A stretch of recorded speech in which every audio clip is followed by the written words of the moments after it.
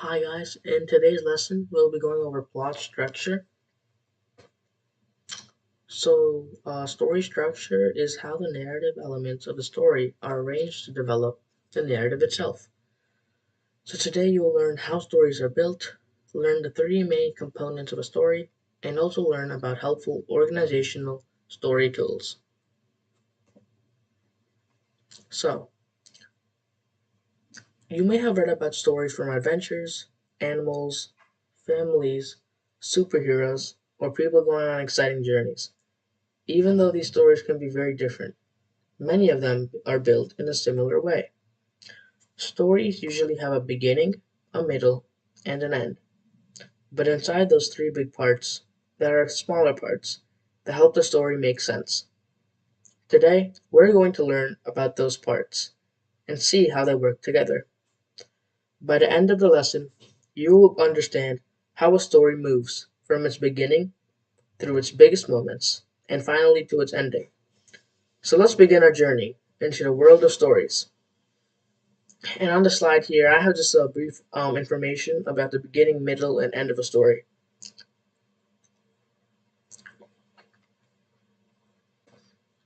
So let's start with the word plot. A plot is a series of events that happen or take place throughout the duration of a story. An event is something that happens. For example, imagine a story about a boy and his dog. At the beginning, the boy may be walking to school with his dog. Then something happens. Maybe the dog runs away. The boy searches for the dog. Eventually, he finds the dog and takes him home. All of the things I just mentioned are called events. When we put those events together in an organized way, we have what's called a plot. So remember this simple definition. The plot is what happens in a story. When you read a story, ask yourself some questions, such as, what is happening right now? The answer to this question is usually a part of the plot. Stories do not just throw random events at us. Imagine opening a story and reading this. A dragon appeared. Then a boy ate breakfast. Then someone went swimming. Then the dragon disappeared. Wouldn't that be pretty confusing? You wouldn't have a clue of what's going on. Good stories usually organize events in a way that makes sense. First, we learn about the characters and setting. Then, a problem or conflict usually appears. After that, the characters experience events while trying to deal with the problem. Eventually, something important happens, and the story moves towards a solution and an ending. This organization is called plot structure. Structure simply means the way something is organized. A building has a structure, and a sentence has a structure, and a story has a structure too. Here is one of the most common ways to show plot structure. It is called the plot mountain. And here I have a picture of the plot diagram. There are five main parts that we are going to learn. The first is the exposition. This is where we are introduced to the story. Next comes the rising action. This is where the story begins to build up and the problems become more important. Then we reach the climax. This is usually the biggest part or most important moment. After the climax comes the falling action, where things begin to calm down. Finally, we reach the resolution, which is kind of like the ending of the story. These names that I just mentioned, exposition, climax, falling action, might seem like a lot right now. But don't worry, we're going to look at each one carefully in detail, and we'll use a story to help us understand them. You might be wondering, why do we use a mountain to show a story? Well, the answer is pretty straightforward. We use a mountain because a story often builds up. At the beginning, things may be calm. We are simply learning about the characters. Then something goes wrong. The characters have a problem. They try to solve it, but more things may happen along the way. The story becomes more exciting and more important as we move upward. Eventually, we reach the top of the mountain. That is called the climax. After the climax, the story starts to move downwards, or slant down.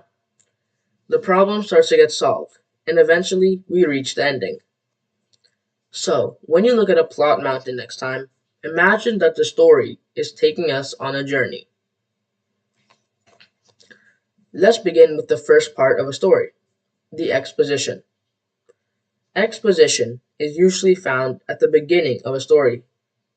This is where the author introduces us to the story's world.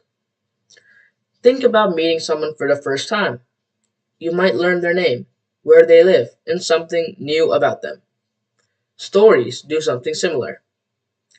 The author introduces the characters. We learn where the story takes place. We may learn when it takes place. We might also learn important information about the characters or their situation. The exposition does not have to be very long. Sometimes it can be only a few sentences. When you see the word exposition, think, the story is introducing me. The author is helping us understand who, where, and when before the main action begins. One important part of the exposition, probably the most important part, are the characters. Characters are the people, animals, or creatures who take part in a story. Some stories have humans as their main characters. Other stories might have animals. A fantasy story might have dragons, wizards, or other magical creatures. Usually, a story has one or more main characters. These are the characters we follow most closely and who make the biggest impact in the story. For example, in a story about a young girl trying to find her lost cat, the girl and the cat might be important characters. As you read, pay attention to who the story is mostly about. Ask yourself, who is the story following? That question can help you identify the main character. Another important part of exposition is the setting. Setting tells us where and when a story happens. Where? It could be a school, a house, a forest, a city, or even outer space. And when could be today, yesterday, long ago, or hundreds of years in the future. Sometimes the setting is very important to the story. Imagine a story about a sailor. The ocean is probably an important part of the setting. Or imagine a story about a student at school. The classroom and the school itself might be important places. So when you are reading a story, remember two main questions. Where does the story happen? And when does the story happen? The answers to these questions help us understand the setting of the story. Arjun is a 10-year-old boy. He lives near a large forest with his family. Every morning he walks to school with his dog, Max. So, Arjun is 10 years old and he lives near a large forest. He has a dog named Max, and every morning he walks to school with him. At this point, nothing dramatic has happened in the story. We are simply learning about the characters. One character is Arjun. Another important character is Max. We also know where Arjun lives, which is the forest. We also know when something usually happens.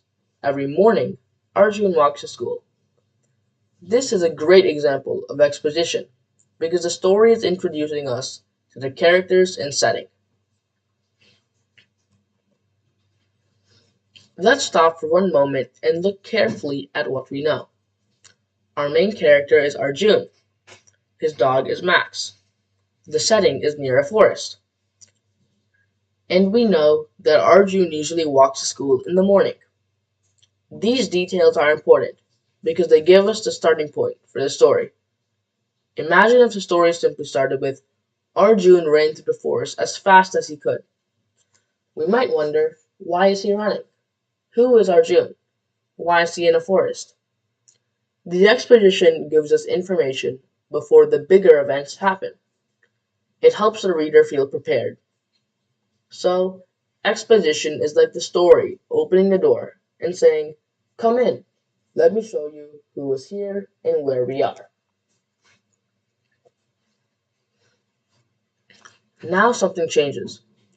One morning, Arjun reaches the forest and looks behind him, or besides him. But something is different. Max is gone, and Max is his dog, remember. Arjun looks around. He expected to see his dog walking beside him, and Max is nowhere to be seen. This is an important moment because now we have a problem or a conflict. Before this moment, everything seemed normal. Arjun walked to school with Max every morning. Now, Max has disappeared. The story has moved beyond simply introducing the characters. Something has happened that will cause Arjun to take action.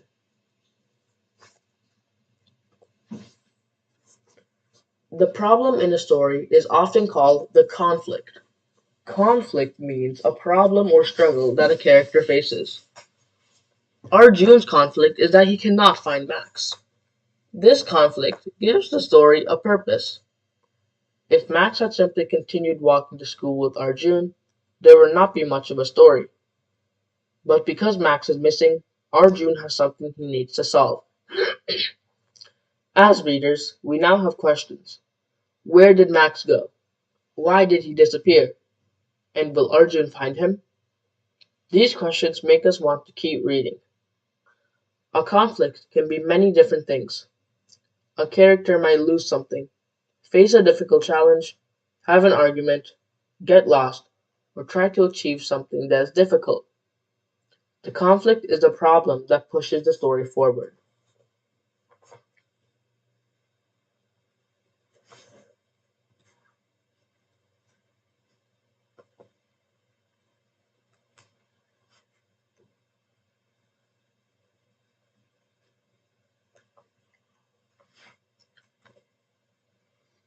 Now we move to the second major part of our plot mountain, rising action. Rising action is where the story begins to build. The character knows there is a problem, and they begin trying to solve it. But usually, the problem is not solved right away. Instead, more events happen. The character might face challenges. They might make an important choice. They might discover clues. They might make a mistake. All of these events help move the story towards the climax. The name of this story part gives us a clue. Rising action means the action is rising, just like we are climbing a mountain. The story is becoming more exciting, more complicated, and more important.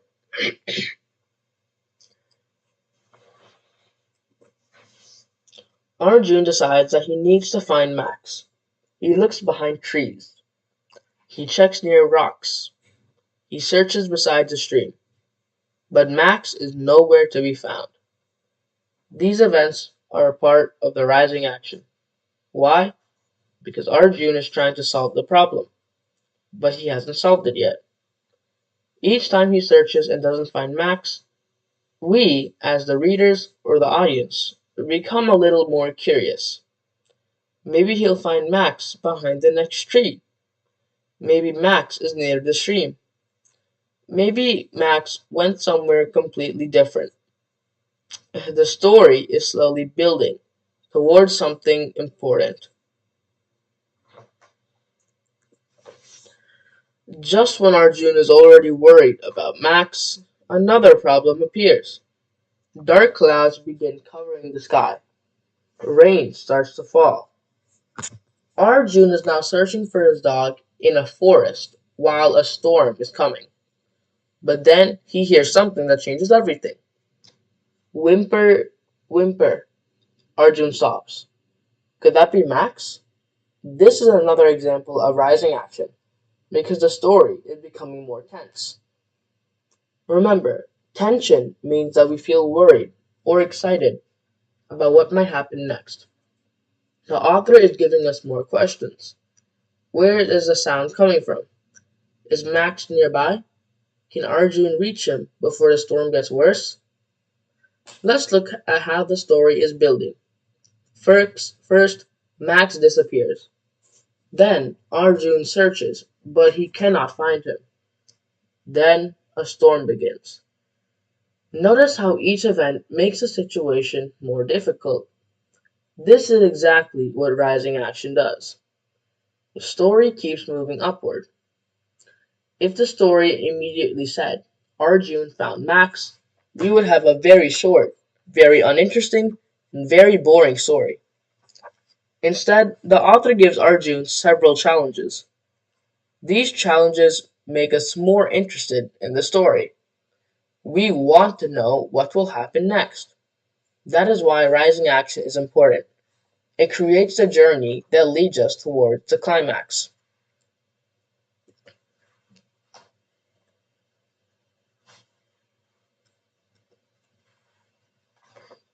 Then Arjun discovers something important. He sees dog footprints in the mud. These footprints could belong to Max. It leads Arjun deeper into the forest, and now he has a clue. A clue is a piece of information that helps someone understand or solve a problem. Think about a detective story. A detective might find a footprint, a note, or an object that gives them information. In our story, the footprints are helping Arjun figure out where Max might be. But remember, finding a clue does not mean the problem is solved. Arjun still has to follow the footprints and find Max. The story continues to rise. Arjun follows the footprints deeper into the forest, but then he reaches another problem. The path splits into two directions. There's a path going left and another path going right. One should Arjun choose? This is another important moment in the rising action. The story keeps giving Arjun choices and challenges. We are getting closer and closer to the most important moment. Remember our mountain. We have been climbing higher and higher, and now we are almost at the top. Now we have reached the top of our plot mountain. This is the climax. The climax is usually the most exciting, important, or dramatic part of a story. It is often the moment when the main character faces the biggest challenge. Sometimes the character makes a very important decision. Sometimes they discover something. Sometimes they finally face the main problem. One important thing to remember is that the climax is not simply something exciting. It is connected to the main problem of the story. In our story, the main problem is that Max is missing. So, the climax should be connected to Arjun finding or helping Max. A climax is the moment when the story reaches its highest point. Arjun suddenly hears something. Woof, woof. He thinks it could be Max. Now Arjun has to make a decision, and quickly. He chooses the path on the right and runs towards the sound. This is a very important moment because Arjun is finally getting close to solving the problem. The story has been building towards this moment. First, Max disappeared. Then Arjun searched. The storm came. Arjun found footprints. Then the path split. Now Arjun has made his choice. What will he find at the end of the path? Let's see. Arjun reaches the end of the path, and there's Max. Arjun has finally found his dog. But there is still a problem. Max is trapped between two fallen branches. So even though Arjun has found Max, the situation is not completely solved. This is why this moment is so important. Arjun now knows where Max is, and he now knows what he needs to do. He needs to help Max get free. The story has reached its highest point. We have climbed all the way to the top of the plot mountain. Let's make sure we understand why this is the climax. At the beginning, Max disappeared.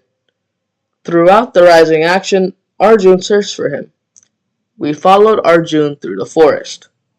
We saw the storm. We saw the footprints. And we saw the path split. All of those events led us to this moment. Now Arjun finds Max. The biggest question in the story has been answered. The climax is a turning point of the story. After this moment, the story will begin moving towards its ending. So remember, the climax is usually the highest point of the plot mountain, and the most important moment connected to the main problem. After the climax comes the falling action. Think about our mountain again. We reach the top during the climax. Now we are beginning to move down the other side. The falling action shows what happens after the biggest moment. The characters respond to what happened. The problem begins to get solved. There may still be a few important events, but the story is usually becoming calmer. In our story, Arjun has found Max, but Max is still trapped. So, Arjun still needs to help him. Once Max is safe, the story can move towards its ending. Carefully moving the branches, Arjun works hard to create enough space for Max. Finally, after a few minutes, Max is able to crawl out. He is safe. This is the part of the falling action because it happens after the climax. The biggest question, where has Max, has already been answered. Now we are watching the characters deal with what happened. Arjun has solved the main problem. He found Max and helped him get free. The story is becoming calmer. We are moving closer to the resolution. The rain finally stops. Arjun and Max begin walking home together. Arjun's family is waiting for them. Notice how different the story feels now. Earlier, Arjun was worried. He was searching through the forest while rain was falling. That created a tense mood. Now Max is safe. They are walking home. It stopped raining. The tension has gone down. It's now a calm or peaceful tone. This is exactly what we expect during falling action. The story is moving away from its biggest moment and towards the ending. Finally, we reach the fifth part, the resolution. Resolution means the ending of a story. The main problem has been solved, and we see how the story finishes. The word resolution is connected to the idea of solving something.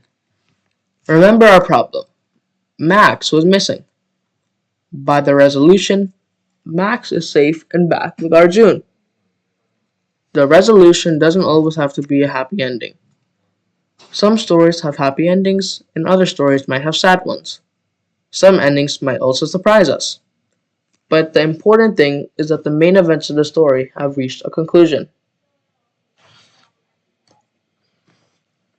Here is a resolution of our story.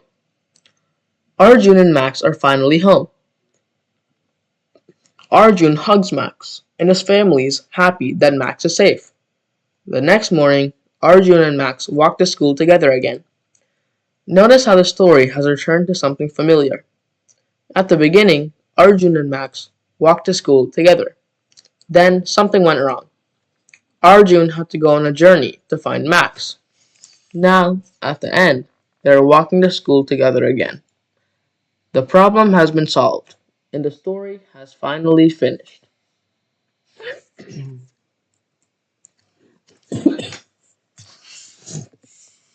Let's put all of the information that we learned in a neat timeline. The exposition introduced Arjun, Max, and their setting. It starts by introducing Arjun and Max as the main characters. Next, we move on to the rising action. Max disappeared, and Arjun frantically started searching for him. The climax happened when Arjun finally found Max in the deep forest, trapped underneath two thick branches. The falling action was that Arjun saw that Max is trapped under two thick tree branches, so he freed Max. Finally, the resolution showed Arjun and Max safely returning to their normal routine. He returns home with Max and his family is extremely happy to see him.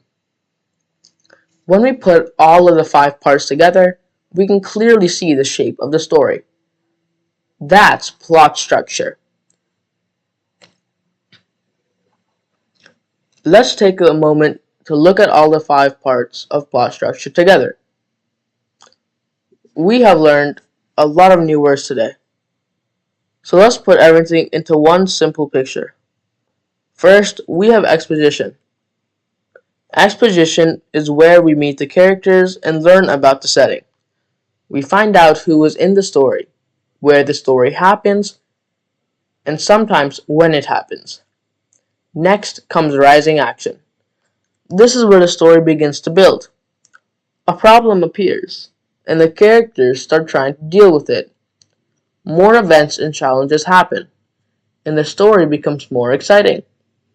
Then we reach the climax. This is the biggest or most important moment of the story.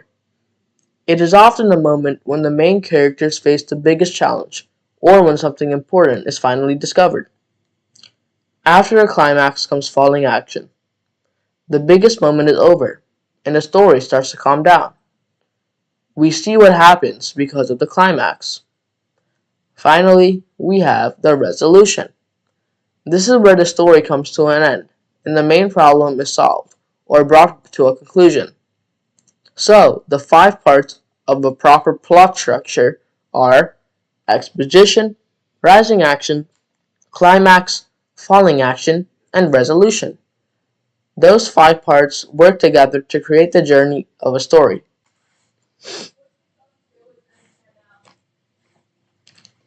Here is a much easier way to remember the 5 parts. Instead of trying to memorize 5 big words at once, remember 5 simple words. Meet, build, peak, calm, and finish. Let's go through them each. First, meet. At the beginning of a story, we meet the characters and learn about the setting. That's the exposition. Next, build. The story starts building. A problem appears. Characters face challenges, and the events become more important. That's the rising action. Then we reach the peak. The peak is the highest point of the story. That's the climax. After the peak, things begin to calm down. The biggest moment is over, and we see what happens next. That's the falling action. Finally, we finish. The story reaches its ending. And that is a resolution. So, if you ever forget the complicated, more complex names, remember meet, build, peak, calm, and finish. You can use those 5 simple words to help you remember the order of plot structure very easily.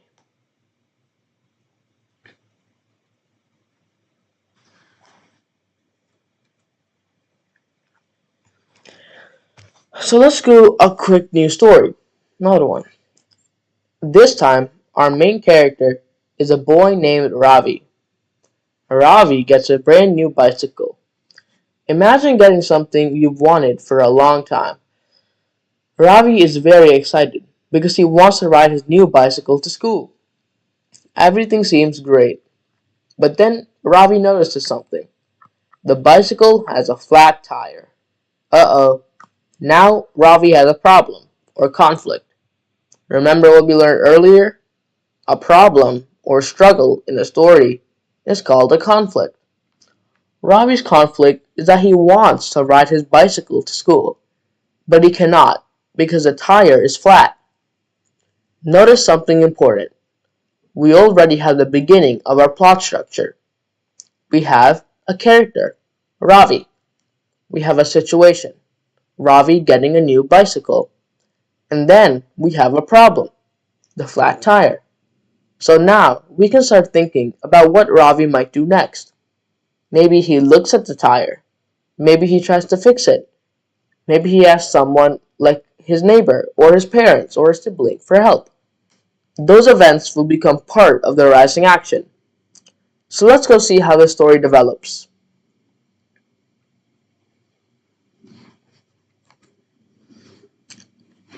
Now, let's look at Ravi's story using our plot structure. First, we have the beginning. Ravi gets a new bicycle.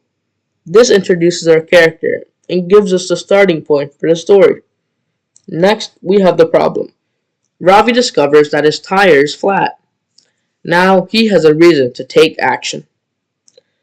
Then comes the rising action. Ravi starts trying to fix the bicycle. Maybe he checks the tire carefully. Maybe he looks for a bicycle pump. Maybe he discovers that there is a small piece of glass stuck in the tire. The story keeps building because Ravi still needs to solve the problem.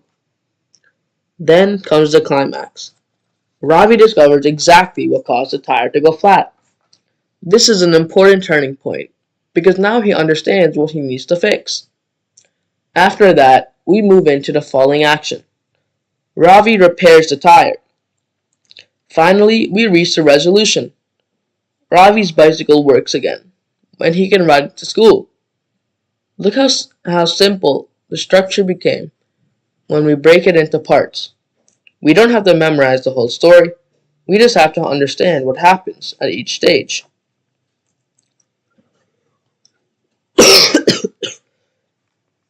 Plot structure is not only something we learn for English class. You can find plot structure in many kinds of stories. Think about a movie you have watched before. Usually, the characters are introduced first. Then, something happens that creates a problem.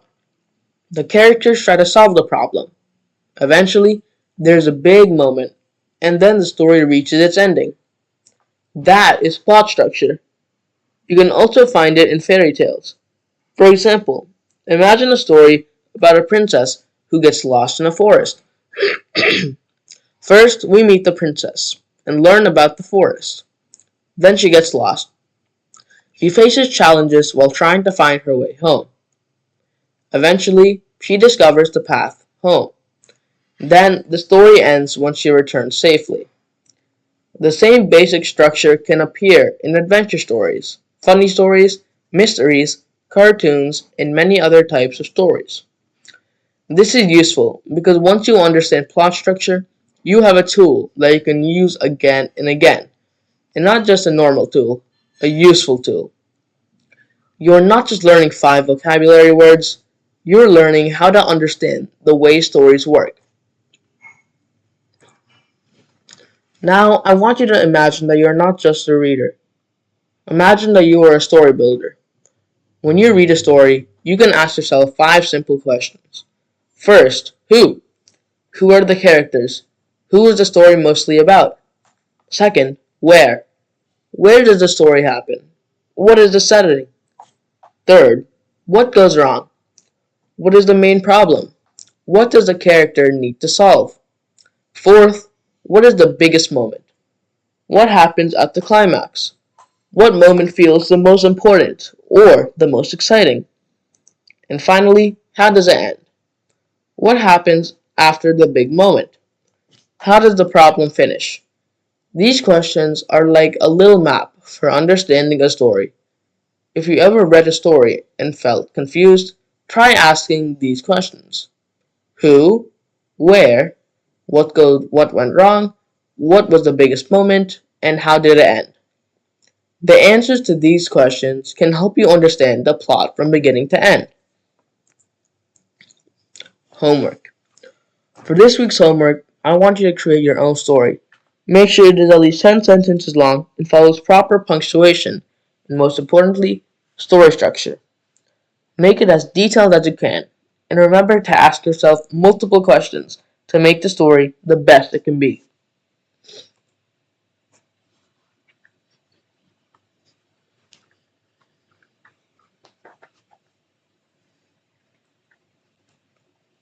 Alright, thank you for listening, everybody, and I'll see you next time.